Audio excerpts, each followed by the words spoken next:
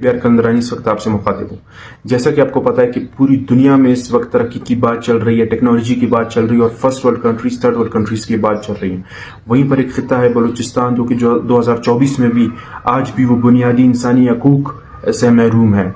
आज भी बलूचिस्तान के अंदर मुख्तलिफ ज़िलों से बलूच तलबा, बलूच नौजवानों को लापता किया जाता है और बलूच नस्ल कुशी इस वक्त अपने अरूज पर है। जहाँ पर बलूच तलबा जो दूसरे इलाकों में ज़ेर तालीम है या जो दूसरे सूबों में ज़ेर तालीम है, उनको भी हरासे किया जा रहा है, उनको भी लापता किया जा रहा है या जाली केसेस में उनको बंद किया जा रहा है। इसके साथ साथ अगर बलूचिस्तान के अंदर हम कारोबार के हवाले से देखें या बॉर्डर्स के हवाले से देखें और साइल और वसाइल की बात करें तो बलूचिस्तान को अपने मिनरल्स तक रसाई हासिल नहीं है, बलूचिस्तान को अपने बॉर्डर्स तक रसाई हासिल नहीं है। बॉर्डर्स को बंद कर दिया जाता है या वहाँ पर भी उनसे बत्ता लिया जाता है।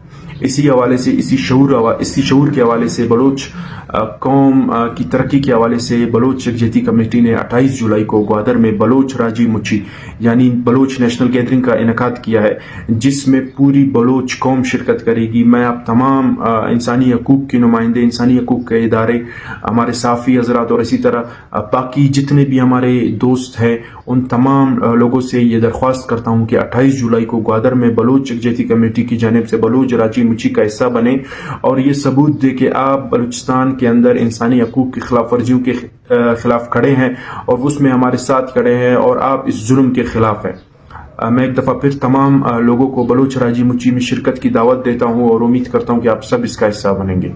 बहुत शुक्रिया।